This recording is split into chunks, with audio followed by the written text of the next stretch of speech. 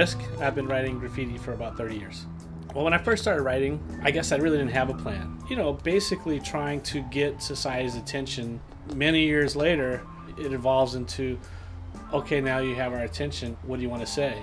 And I had to say, okay, I'm a professional artist now. I take this serious. I need to know what makes me tick.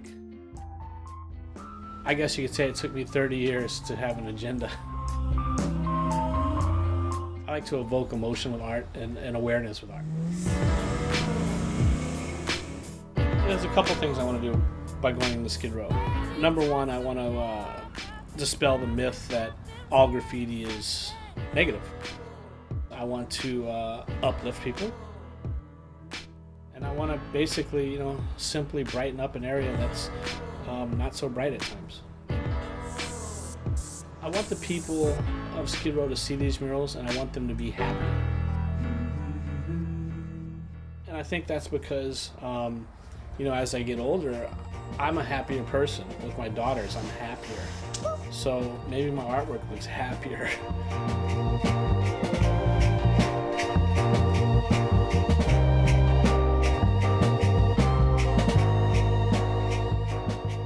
So I think I'm in a celebration stage of my life. As my daughters grow old, I'm celebrating, and these murals are celebrations. It's a social commentary, with color, and it speaks to people. And you could just watch the results of before and after, and I think that's the best way to really gauge things like this.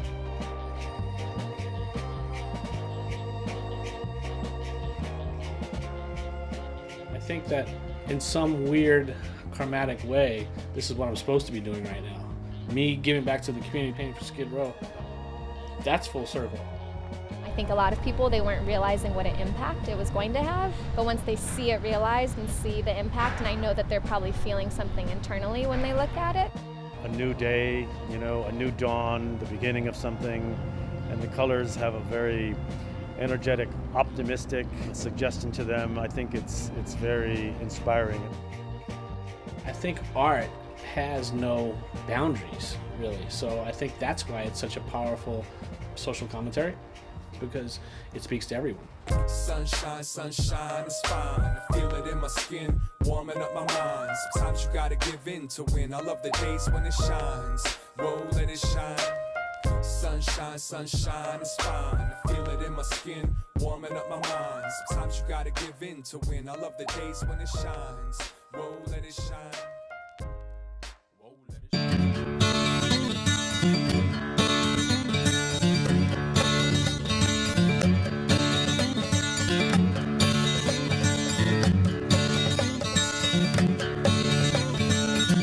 Baby, don't you be so put off.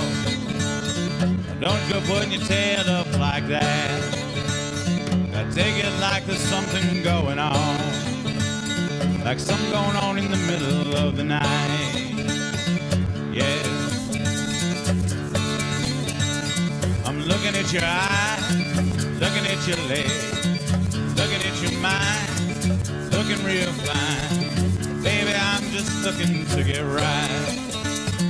Baby, I'm just looking to get right. Baby, I'm just looking to get right.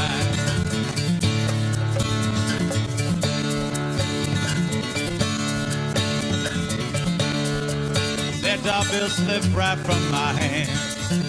Let the wind blow, got no plan to stop.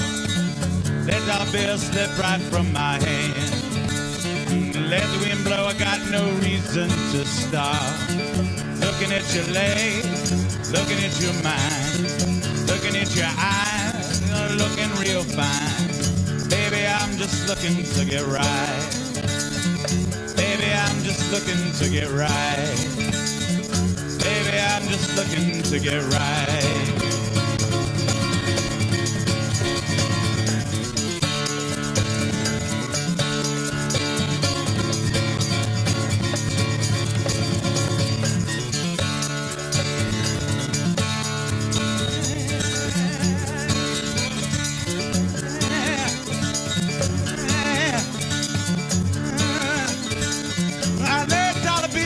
From my hands, I let the wind blow, I got no plan to stop. I let dollar bills slip from my hands.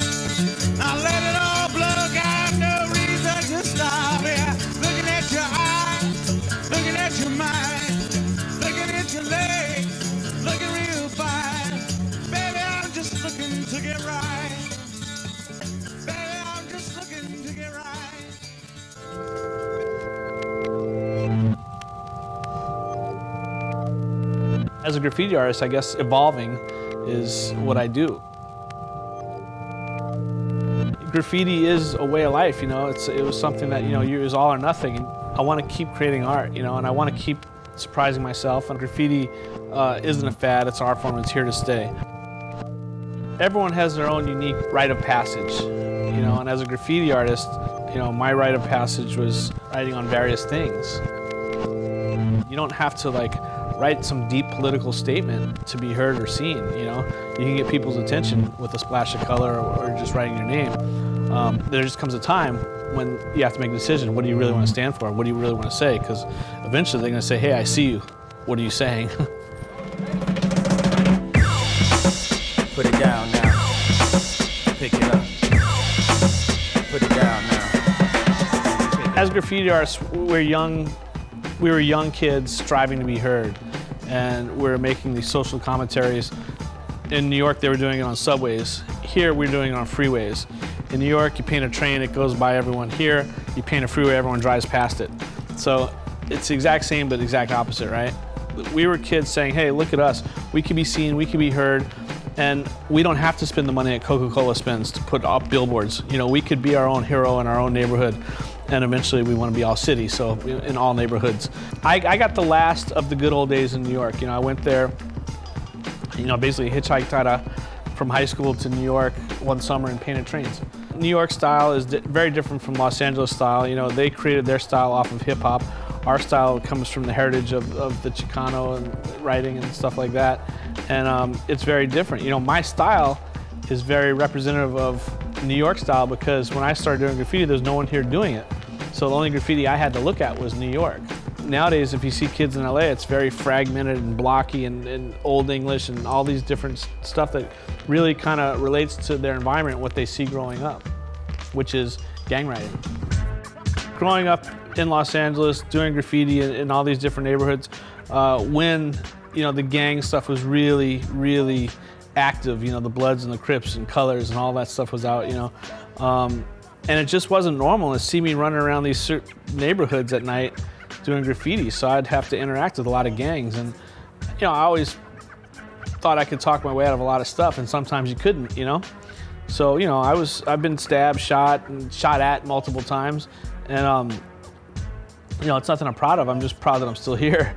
But you know, it was just a different time back then, you know. And graffiti is a way of life, you know. It was something that, you know, it was all or nothing. And I think the fact that I was all or nothing kind of saved me, because if you half step it, you weren't going to make it, you know. I think there's always a sense of urgency to complete something you're doing illegally because you're doing it illegally and you're looking over your shoulder and you don't want to get caught. I wouldn't stand for people going over me, you know. It was a different mindset, and that's all part of it, you know. If someone does, you go over them and it escalates and whatever happens, happens. And as far as like knowing that your artwork's gonna get gone over, yeah, that's why you do so much of it. And you get perm spots. You get spots that they can't go over easily. My theory is every one they go over, I want to do 10 more. I mean, as far as beef, you know, I'm still a knucklehead, so I'm not going to give him any fame, but this one guy was pretty good at it, you know. Like, I would do a piece, I'd write, "You got stomped," and put footprints over his, and he'd come back and put stamps on mine and say, "You got stamped." You know, I thought that was pretty cool. As I progress, and my art progresses, I get into different genres, different kind of work, whether it be traveling to New York and painting subways, or painting freeways here, or free overpasses, or buses, or freight trains, or whatever it is. Those are all milestones in my artistic journey, so to speak. And now galleries, that's a milestone. Museums, that's a milestone.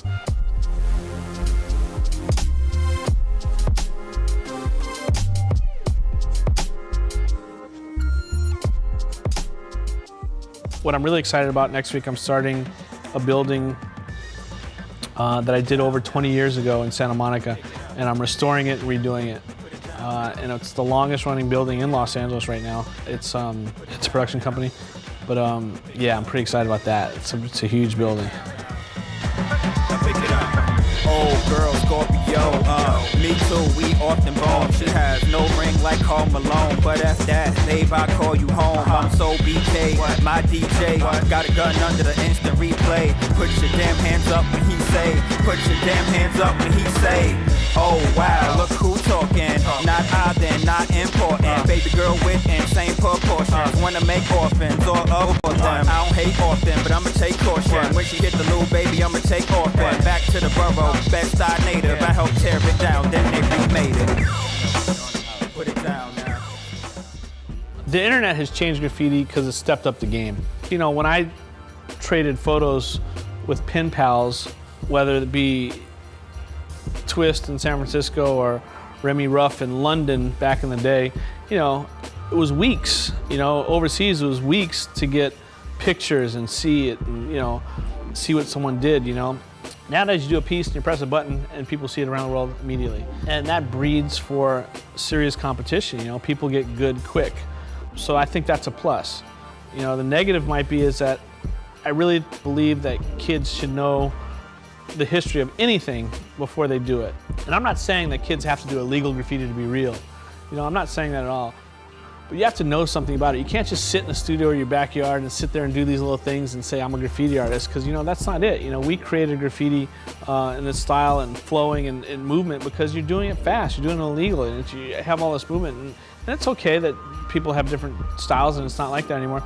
But I really think you have to know where it came from to know where it's at.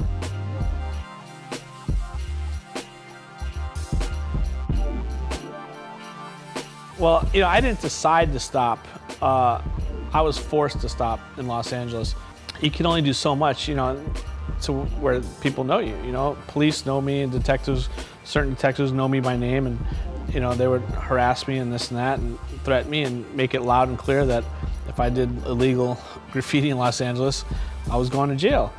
And you know, I pushed the envelope as far as I could push it, and I'm not able to do legal graffiti in Los Angeles anymore, you know? I mean, old habits die hard, right? You know, sometimes I travel and I might get something in here and there, but, you know, in Los Angeles, it's not in the cards for me right now. LA is such a stronghold for artists. It's a shame that a lot of the great LA artists can't paint more in LA and they travel to paint other places. We're experiencing the changing of the guard, and as these certain politicians come out of office and new ones come in, you see things opening up every day, more and more and more and more. So, you know, give it another couple of years and, you know, this conversation wouldn't even be, you know, it'd be like, we might have too much of it. We might be saying, enough murals already. Is there a place in LA or any other city that's on your graffiti bucket list? Yeah, of course, the Hollywood sign. You know, that's been my dream my whole life. A good friend of mine, Scene, came from New York and got to do a piece on it. I thought that was awesome. But I want to alter the Hollywood sign. And I want to alter the whole Hollywood sign. And, you know, I'll take it any way I can get it, you know. If I had a chance to do that, I'd love to do that, you know. Well, like I said, I don't know what's next. I never want to know what's next. But I know that I want to keep going. I know I want to wake up every day and I want to be surprised. I want to have new projects. And I'm like, wow, I can't believe I'm doing that, you know. You know, the immediate things going on, you know, my book is on the press. I'm launching a new website and, you know, all these things. But it's all really about the painting. So I want to keep creating art, you know, and I want to keep surprising myself, and I want to keep going into different genres of art. You know, I consider graffiti just one chapter of my life's novel of art, so to speak, you know. So I want to strive to just keep evolving. I never want to know the end game, you know. You know, life's a great journey. I want it to just keep going. You know, if you know the end game, it's over, right? Like, I don't want it to be over.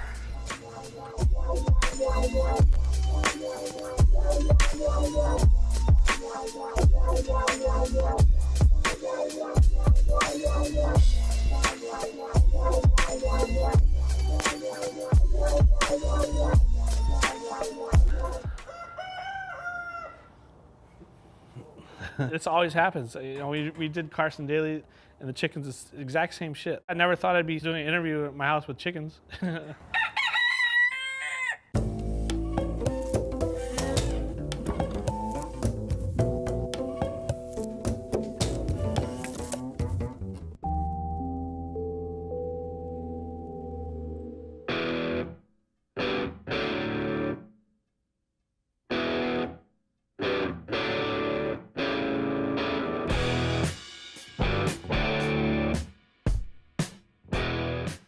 I think I picked graffiti when I was younger because I was rebellious. I used to ditch, I'd surf in the morning, and If the waves were good, I would ditch the whole day. And if I wasn't surfing, I was probably drawing waves and writing surf. And so I used to draw on my desk in my books and just draw and write. And I didn't really know I was doing like the act of like writing, you know, graffiti. This guy came from New York for a minute. Like he was at our school for like a week or something.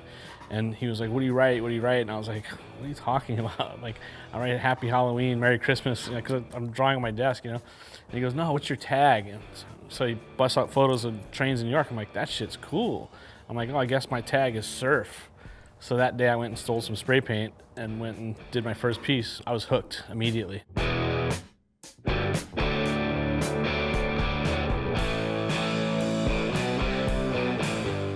In Los Angeles, there was like literally a handful of us, and when we got to like 10 people, we thought we had this huge movement. We're like, man, there's 10 of us, you know, all over the city writing graffiti. Now there's 10,000, you know, who knows how many. So it was just a different thing because it stood out so much. You know, even the gangs were like, what's that? When you start adding 15 colors and stuff, you know, it really opened people's eyes. You know, after a while, probably the late 80s, when we started to get good and we started to take our craft seriously, we had more pride in it. So, you know, I just strive to like do the best as much as I could and take it to another level. Like I wanted to make it a household name, you know, I wanted graffiti to be an art form. So, you know, when people asked me back in the day, like, did you ever think you'd be in museums or galleries around the world? I'm like, yeah, of course. Like, why the fuck do you think I spent my whole life doing it, you know? Like, I was just like, this was gonna be my life.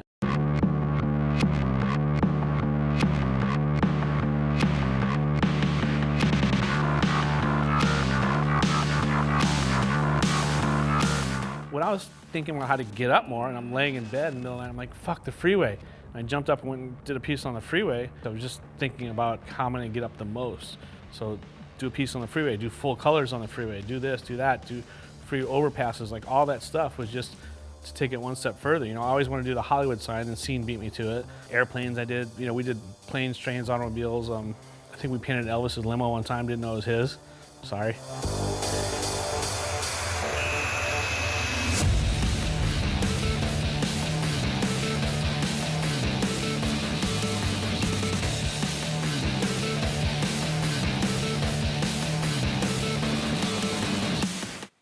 You know, getting up is a thing, right? Like I was pretty good at it. You know, I hit all the freeways, and besides the legal aspect of it, I was always getting up. Like even when I was getting paid, I was getting up.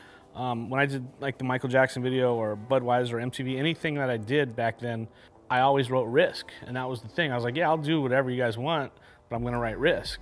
I remember like the Michael Jackson and Ice Cube, those are probably the most memorable. And I remember we rushed through the piece, and it was cool and everything. And then I did a burner next to it that said Risk. And he was like, what the fuck? Why is my name like that?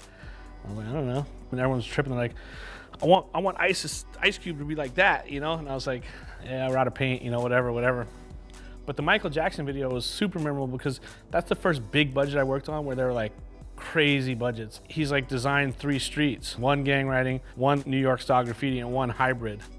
We'll decide which one we want then. I'm like, and that's like Michael Jackson money, right?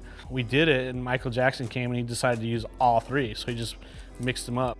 When he came up to me, I didn't even know that he had done all the plastic surgery and stuff. So I didn't recognize him. I was like, he's like, are you responsible for all this beautiful graffiti? I'm like, yeah. The fuck? Like, he's just like, who's that? And then people were like, dude, he talked to you. He doesn't talk to anyone. And I was like, what's that mean? You know, like, clear the set. Michael wants to be on the set by himself. And I hid in the rafters. It's a big sound stage. And I almost got busted because like he's walking, doing his dance and stuff. And I'm laughing my ass off. I'm trying not to laugh, but he's a fucking genius, right? So when you see it when it's done, you're like, damn, he knew exactly what he was doing. It was amazing. So they'd come every day to get my paint list. And I would go to Crown Paints and I would buy every can of paint they had. Daily, there were little box vans coming full of paint. And they only had like leather brown, baby blue, and school bus yellow left. So my last truckload was 3 colors. So if you saw in the late 80s a bunch of pieces around town that were like brown, yellow, and baby blue, people were like, what the fuck is it risking these colors? Because I had tons of them. But they finally were like, how many spray cans does it take to do graffiti? I'm like, tons. And I was like, uh-oh, I'm getting busted. I had a 2-bedroom apartment, and 1 bedroom was just stacked with cans. Couldn't even walk in it. Thanks, Michael.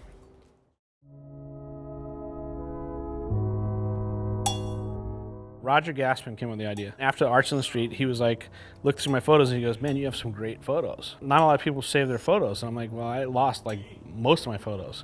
He goes, well, you have more than I've seen.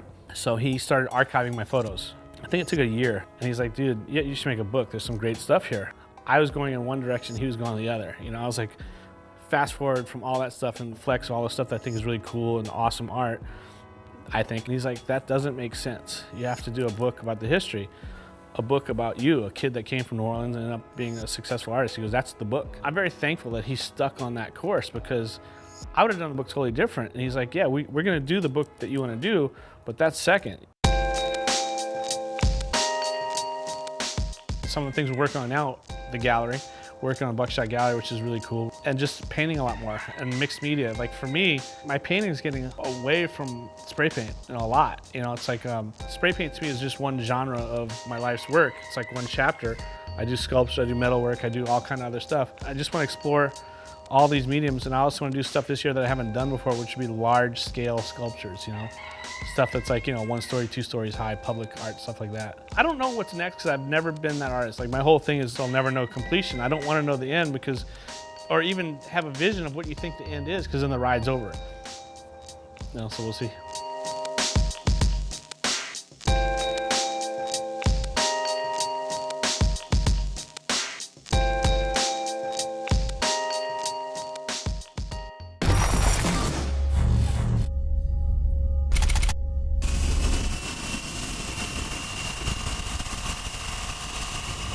My name's Risk, R-I-S-K. Tell me what you're going to do here today. Well, it's going to be abstract, so I don't know exactly what I'm going to do, but it's going to be colorful. Colorful? That's all you know? Well, it's going to be a color-filled painting. I have a palette that I'm using with like some pinks and purples and oranges, colors that represent Miami to me. Well, that's what I was wondering. How important is this particular place when you come? Well, I think that's everything. You know, with my paintings, I'm a color-filled painter, and I like to evoke emotion with colors and not letters or imagery. So I have to really look at the environment, see where I'm at, and kind of work that into it. So, you know, Miami, you know, I came and the palette for this is very Miami in my mind, you know, so yeah. Especially being on the water and everything, you know, very Miami Vice feel, you know. Yeah. I mean, you're a color field painter, but the canvas is a building. Right. That's yeah, how you work. That's how I work. You know, obviously I'm just doing a wall here, but usually I like to cover the whole building because I like to make a statement. So it's like it's taking a total mundane or anything and just transferring the whole thing, whether it be a car, a bus, anything, just cover the whole thing. But also, you know, I do walls, you know, but yeah, the whole thing is like, when I was a kid, you know, I was like, what made me tick with graffiti? When I drove, you know, I do these pieces all night and they're illegal, you know, and the next day I drive on the freeway and I see the pieces, I'm like, wow. And then I realized you remember this feeling, huh? Yeah, and I realized I'm going like 70 miles an hour, so I couldn't read the piece. It was the color. So I was like, I want to see if I can evoke the same emotion without doing letters or characters. And I did, and I was like, oh, this is cool. So then I started going to some dilapidated neighborhoods and stuff like Skid Rows and stuff, and painting murals where I thought they really needed to be uplifted, and watching the people and see if they changed. Yeah. And they did. So you saw you were having an effect. Yeah, so I was hooked on it. So that's how it started. So how young were you when you started? Oh, I was, wow. I've been writing 32 years. I'm 46, so, you know, yeah. 14. Yeah, I was in high school, yeah. And of course it was illegal, everything you were doing then. Yeah, it was very different back then. well, that's what I'm wondering, because this is not only legal, but you're sort of brought in as a star to help the cause here. You know, it's cool because, you know, when I started writing, people said, hey, did you ever think you'd be in a museum or this and that? And I was like, yeah, I did, you know. Oh, you did? Yeah, I did. You know, everyone's like, I think people are lying when they said no. And I'm like, well, why do you write your name a million times? Because obviously you wanted to get noticed, you know.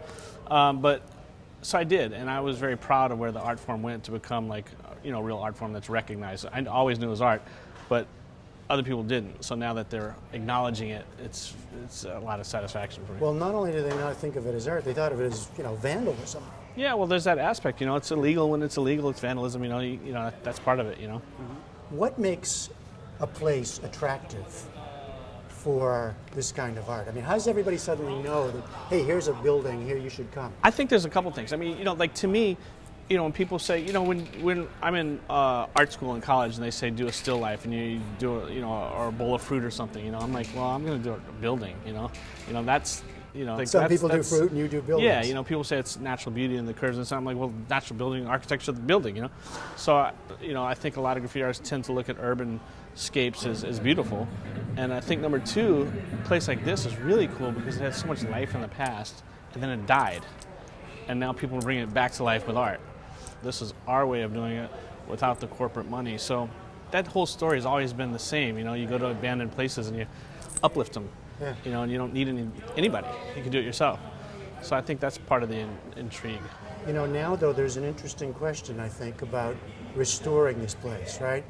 It's an original kind of work of art, the architecture. Right.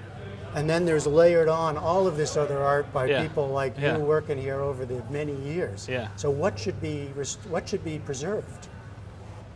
That's a hard question, you know, because, you know, the object is to get the place restored. You don't want to go over a lot of the art, but, you know, that's just evolution. That's evolution of graffiti. That's just the way it is. It's going to get destroyed. And it's great if we could get this place noticed to get restored. That's great. So maybe at that point they could just put some freestanding walls and let people do some art, you know. You'd be okay with that? Yeah, of course. You know, you have to be realistic, you know. Because this is a temporary art form, right? Temporary art form, you know. Like, you know, listen, when we did it on the freeways and on buses, on trains, it was gone the next day. A lot of times by the time you get the photo in the morning, it was gone, you know. Yeah. So that's part of the game. Like, you know, if you can't accept that, it's not the right sport, you know. One of the best compliments I ever got was Aerosmith wrote, "Risk is to art what Aerosmith is to rock and roll," and I thought that was super cool.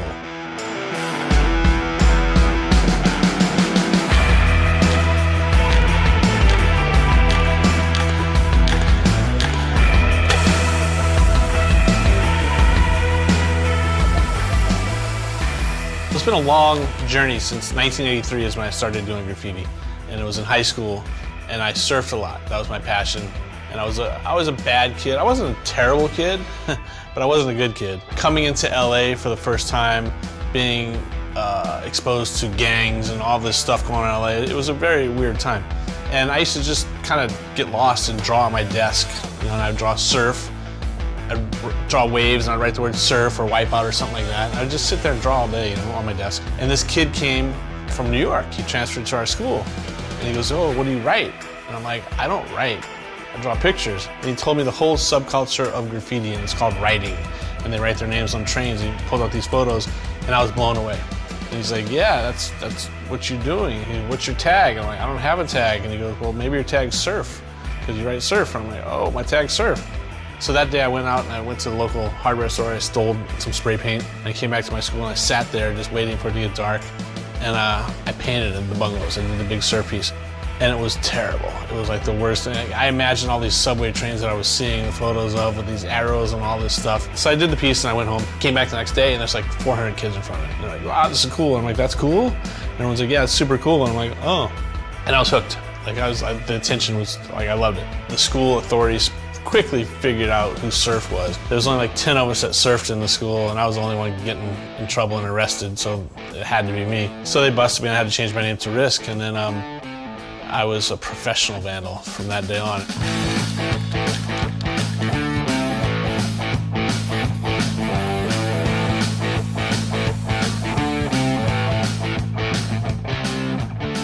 Michael Jackson was my first big push. You know, after I did the Michael Jackson video, I had, you know, a variety of opportunities that come about, from Arsenio Hall show to MTV to Budweiser, Playboy, Coca-Cola, whatever.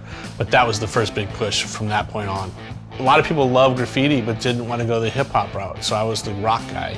The early ones were Ice Cube, you know, hip-hop, and then Bad Religion, Chili Peppers, and Aerosmith heard that I turned someone down for some artwork, and they go, "That's my guy," and then they hired me and we became friends.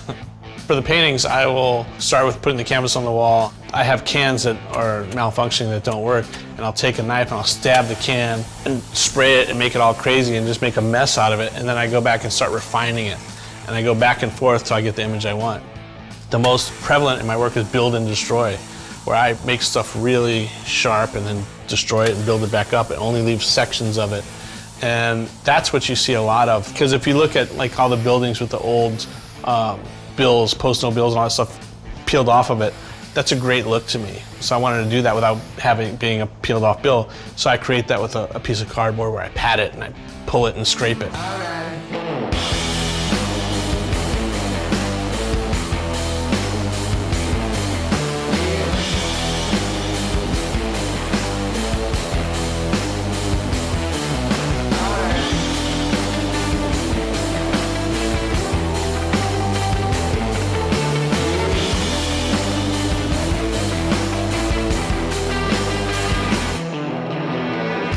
Forbes' article on the compound compared the compound to the Warhol Fun Factory. Warhol being one of my idols, and the Fun Factory especially, it was amazing. The compound is my home, it's my studio. It's a series of buildings. We have a wood shop, metal shop, we have a paint studio, a print shop for digital prints, frame shop. The compound is not only for my work, it's for everybody. It's for all creatives to come, enjoy, learn, progress, forward-focused.